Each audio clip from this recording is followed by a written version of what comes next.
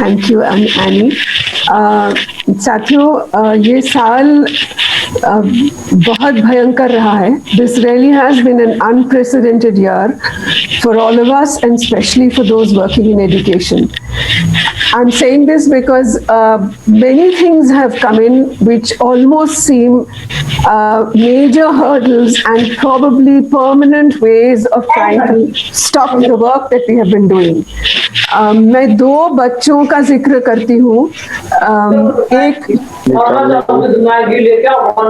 Ma'am, if you can give me just 1 minute, I'll just mute everyone. Please, बाकी लोग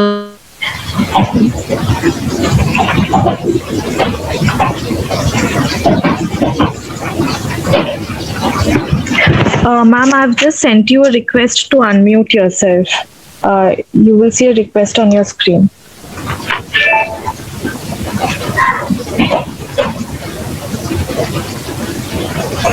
Okay, yeah. Yeah, Yes, please go ma'am. ahead. Yeah. So I'm talking of just trying to remind ourselves symbolically through the narrative around two children. Very recently, what we have seen, 12-year-old Jamalo Makdam, she, for the first time, I mean, locked down completely, parents don't have any livelihood, nothing to eat, and with a few women of her village from Chhattisgarh, she walks down to a chili farm in Telangana for work. So children forced to actually go and work and get wages for their family and for food. Suddenly the lockdown comes in, no transport, no travel, no food, nothing, complete clamp down. They have no other choice but they walk back through the forest for 3 days, more than 150 kilometers, and just a few kilometers from home, she dies. She falls, she dies, she collapses, and the doctor says electrolyte imbalance, and so that's it. So this is one child, 12-year-old, whom we know where she should have been.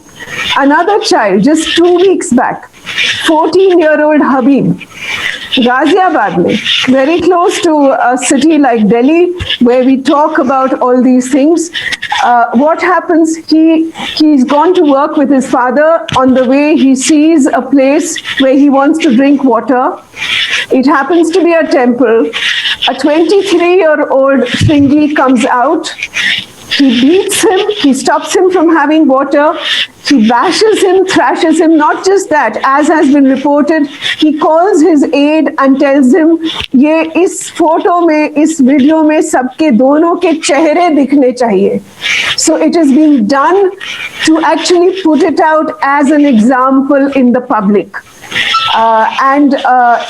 He beats him on his private parts, and this child says, I don't know how to read. Had I known how to read, I might have been able to see this notice board, but that's not the question. So इस बच्चे को तो 14 साल के बच्चे को school में ही होना चाहिए था, पर वो किस तरह की शिक्षा की हम बात कर रहे हैं, वो कैसा संविधान, वो कैसा देश, क्या हमारे सामने विजन है, what have we been trying to struggle for? I still remember the parliamentary debates जब ये Right to Education Act को पास किया जाना था, उससे पहले जिस तरह के संविधान में बहस हम सुन रहे थे, और उतनी गहरी नहीं थी, उतनी सघन नहीं थी as we had expected, but still some parliamentarians, when they were trying to say why education has to be a fundamental right, they were looking at a larger canvas. They were looking at what education means to our lives, what education means to our vision of a nation, what it means to equity, what it means to fraternity, और जिस संविधान ने हमारे देश को बनाया और हमें वोट करने का हक दिया है, उसने शिक्षा के लिए क्या हमारे सामने चुनौती रखी है. But today, with what is happening in the last 1 year, school तो बंद हुए क्योंकि कोविड था, बीमारी थी, सही है, बच्चों को भी बचाना था, बड़ों को भी, बट उसके साथ क्या हुआ वो ज्यादा खतरनाक हुआ. The education system decided it could go online and carry on business as usual.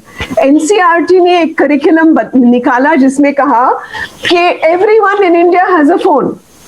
तो वो किस इंडिया की बात कर रही थी? एनसीईआरटी। और ये कहा कि जिसके पास स्मार्टफोन नहीं है they can send SMS it. And उन्होंने जो करिकुलम निकाला वो हास्यास्पद है। If we look at that curriculum, what it talks about the chapter on equity, on equality. It talks about the constitution. It almost saddens us to see that in this last year, this is the concept of what online education can be. They tell children, they tell parents that you can download SMSs, you can tell children to download these ideas, and then to write. There is a task which tells children, make a comic strip about the inequities that you find around you. Write an essay about equity and girls' participation, women's participation as a principle for democracy. हम उनको ये essay लिखने को कह रहे थे जब करोड़ों लोग, millions of people were on the roads. Their children were being dragged on suitcases. Their children were dying while walking. They were being dislocated. कोई मिड डे मील नहीं, कोई स्कूल नहीं, और ये हम कह रहे हैं, अब हमारी एपेक्स बॉडी ये कह रही है। बट सबसे खतरनाक ये है कि दिस इज नाउ कमिंग। पिछले ही हफ्ते I have had the opportunity to listen to and be part of a consultancy in one case. Rajasthan के चीफ मिनिस्टर ने एक काउंसिल शुरू किया था, काउंसिल बनाया है, और उसके लिए एक कंसल्टेंसी में हमको कई लोगों को शिक्षा, राइट टू एजुकेशन वाले, हम कुछ 4-5 लोगों को बुलाया गया था। And the title of the note, very sketchy note, said equity and inclusion. तो हमें कुछ थोड़ा सा, we felt a little reassured that Rajasthan is talking about equity and inclusion, but we were shocked to say that the person who was actually preparing for this consultancy was looking as digital education as the only option. He was talking of equity and inclusion only in terms of digital education. और ये एक अपवाद नहीं है। Recently, I have met a chief secretary who has just been appointed in a state, and he said that they are not finding teachers, so now they are connecting all their schools to satellite television, and they are in a hurry. So they asked IIT Chennai to do it, and they said नहीं, कम से कम 1 साल लगेगा satellite television हर school में पहुंचाने के लिए। तो chief secretary ने कहा कि we are doing it on our own because we have no time. I mean, they are not even listening. When I asked the question and said that if you don't have mathematics teachers, don't we need to prepare and find out how we are going to do that? Satellite television is not going to answer, but this is the model. In Delhi government, also in Delhi government schools, जब online classes चल रही थी, we know less than 20% children, even from private schools, even from universities, 20 to 30 could actually access and participate. और हमारे लिए तो ये elementary education का कोई मॉडल नहीं है। ऑनलाइन चाहे आप ब्लैक बोर्ड को घूर के देखें और you stare at a phone or stare at a screen, this is not education. The RTE chapter 5 tells us what is the right of a child for what kind of education, what kind of explorations, discoveries, discussing different views and perspectives within the classroom, within the site of education is crucial for a democracy, and they are talking about that. But now in the COVID के बहाने, the government, as the NEP shows us, NEP में pandemic का शब्द केवल एक जगह आया है। ये चैप्टर 24 में आया है जो ऑनलाइन एजुकेशन की बात कर रही है। और एनईपी के आर में अब everything is going to be shifted to online education. वो माना जा रहा है, यूनिवर्सिटीज भी ये मान रही हैं कि this is the option, we have to prepare for this. और कल ही बल्कि यूजीसी ने यूनिवर्सिटी का एक नॉर्म निकाला है that 40% of an undergraduate course can be done by online courses. जिन कॉलेजेस में स्टूडेंट्स हैं उनको भी कह रहे कि आप उनको ऑनलाइन कोर्सेज करने दीजिए। So this is now the model. You don't need teachers, you can just the government can continue and say that we are doing education under the name of online education. और ये कौन है online education जिनका business बहुत बड़ा है? We know that. All these coaching providers and service providers in the last 1 year, बाकी economy तो बिल्कुल नीचे गिरी, but the companies which had a major boost in India and across the world were education technology providers. So they are technology providers. It is not education as we are concerned. Dusra, what is happening in terms of even the private agencies which are coming up? एक तरफ NEP ने कह दिया है कि जो school छोटे हैं उनको बंद कर दो because they are suboptimal. So in December, 10,000 schools in Odisha, 10,000 schools in Madhya Pradesh, many states during this month they were closed down because they were tribal schools. So they were in remote habitations with very small populations. पर उसके साथ क्या हुआ है? जो budget I है, एक तरफ से तो बजट ने पैसा काटा है काफी ज्यादा जो बहुत जरूरी था और खासकर कोविड के बाद और भी ज्यादा फंड्स चाहिए थे, बट बजट ने पैसा कहाँ दिया है? सैनिक schools. So we know that what kind of an agenda is being pushed. वो क्या militaristic, authoritarian, majoritarian एक समझ है जो कि private agencies के साथ सैनिक स्कूलों को बढ़ावा और नवोदय विद्यालय के मॉडल पर but Eklavya schools. Eklavya schools, I have recently again heard from one state that they have offered it to private agencies who are clearly promoting a majoritarian religion. They have been offered Eklavya schools where the minimum funds from the government is 35 crore. And then you get the land and you start the school and you run it. So this is the other model that is now coming in, which we have seen. Close down these schools. उसी के साथ आप tribal इलाकों में ही किस तरह के school शुरू कर रहे हैं. So now the question now for us is कि NEP ने तो RTE को बिल्कुल अबैंडन कर दिया है.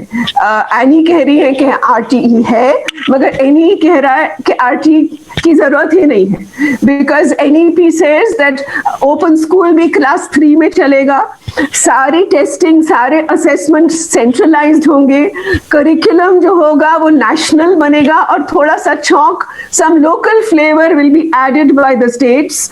So the whole centralized model is going to be pushed down.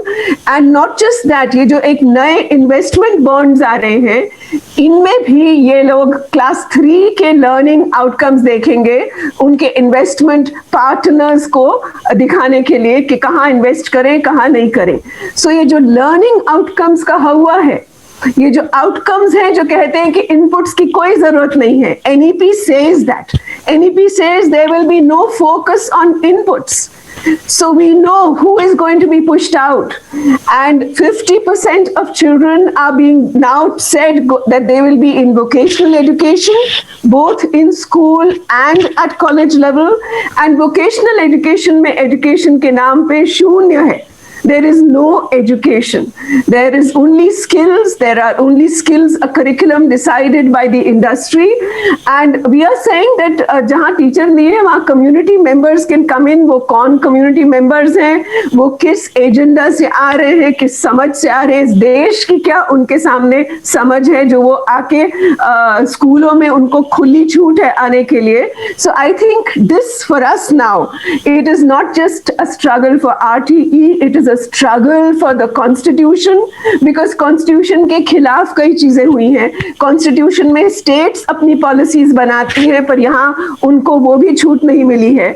and also it's a struggle for an idea of India which gives an education to everyone, to Habib and to Shringi, to understand what does the constitution ensure, what does equity ensure, and that everyone has a right through an education to understand each other, not to propagate hatred. And we must really question this hatred. We should go to courts when we find that children are not getting the schools, their schools are being closed, or tribal children are getting further oppressed. I think this year for us is a major challenge, and I just want to close here saying that the 11th year of the RTE almost opens up many more challenges before us beyond RTE. Thank you. Thank you, Anita ji. I think जो आपको सुनकर I think the kind of concern and desperate phase we are in, it's really very evident. And एक तरीके से देखें तो RTE had one particular direction and approach from the country in relation to the constitution, and what we today have as national education policy or other policies is a totally different approach and a different direction. So I think we see the two divergence. Certainly the national education policy is not in keeping with the RTE framework, and so we see a completely different direction and approach that the government is taking in terms of the education and the way education will go forward.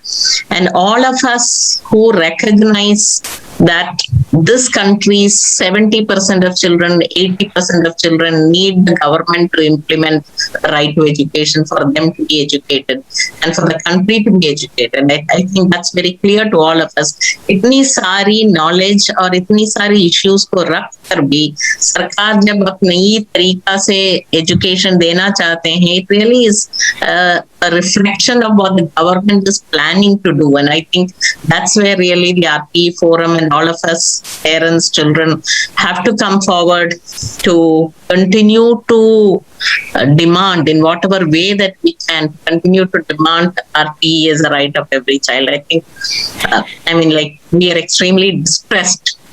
We all know, but to hear it again is really something that distresses all of us working in the sector. So thank you for once again bringing the big challenges that we face today and to work towards something that we can work together on this whole agenda. So we will take questions. I can see some questions that are already there in the chat. I think there is an agreement on the issues that have been raised and the strategies that have been placed. I think it really becomes for us to move forward as a forum on how at this point and within the given larger social political context, how do we make education as a fundamental mobilizing or a fundamental framework for reclaiming the right of citizenship, development, education? So how do we make that beyond just education campaign? Thank you, Farah. I think Anita ji also would like to, give a last thought. Please, Anita. My last thought is that, even though we have looked at so many things, and I'm so happy that Farah could make it and also sum up many of the ideas that had come. But this is one thing when Farah says, I'm very worried. I cannot campaign for the internet for children just so that they can do their education, because I know education is just completely shifting to online mode. So the kind of struggle that we've done for 40 years to try and say what kind of education, what activities, what meeting together, what talking and sharing your ideas is just being brushed aside at every level, right from the beginning to higher education. The policy actually says it. So I think I would like to resist that for even privileged children. And I found that when I wrote that, and Times of India invited me for a discussion on digital education, and they kind of edited one or two words which said that only 20% are logging in, or even if they're logging in, really, what are they doing? But the maximum responses they got was from privileged parents who said they are very worried, because this is what's happening. They don't think that this is good for the child's emotional development. They don't think this is good for education, but this is what they're getting pushed into. So I think we have to resist that, rather than say that the poor child needs, an internet. But anyway, these are discussions we'll continue with. We should. Yeah, we should. Yeah. Anita, I cannot agree with you more. This is an articulation for a conversation. Yeah. It is a plea for a conversation around what is going on, because I do see this continuing. For the next year, they're not going to open schools. And poor kids have lost already a year. They're going to lose a second year. We need to figure out how we're going to manage this, because this COVID crisis ain't going away anywhere soon. I believe my son, who goes to a private school, but he's just 13. I saw that he lost a whole year of education despite having a computer and the internet. So I hear you. I'm completely with you in spirit. I think we need to have a longer conversation to take this forward. Yes. Thank you. No, thank you. And I think, as you say, it's really many conversations that we need. I mean, we've not really, people have mentioned, what about children with disabilities? We've not been able to really look at them, or, distant areas and Northeast children. There are so many complexities that we have to handle. So I think the forum is some place where a lot of these things can come together, and there is representation from across the country, and people's concern is very, very evident. So I would sort of request Amrish ji to do the closing with all the thoughts that we have presented here, and also plans for moving it ahead.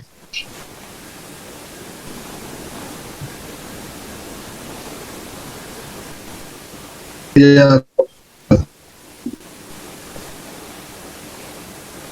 I would like to take a very short time to Thank really you, Annie, thank, for thank. Yeah, I think Amrish ji will thank all the panel members from my side.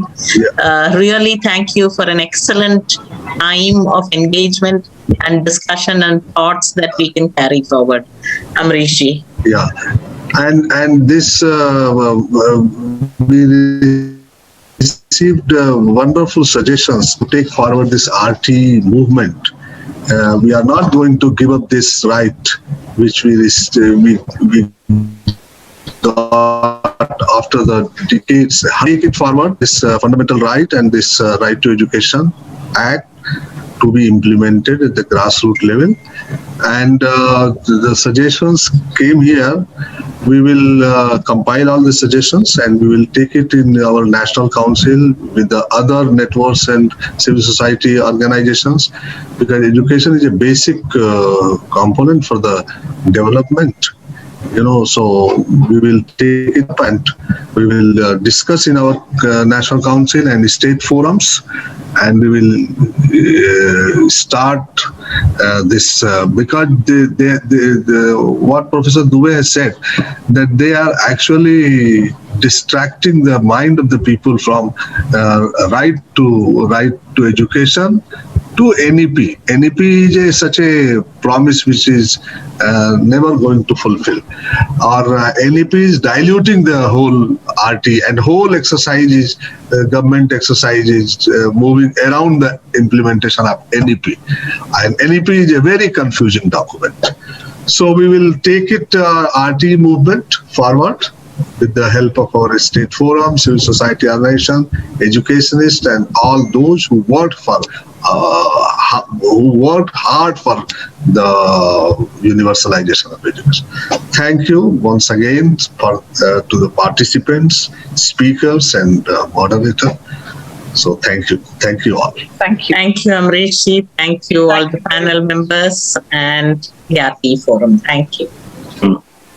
Thank you. We should have a face-to-face meeting. Sure. June. Yes. Yeah. We should have. Start, sir. Yes. Thank you. Thank you.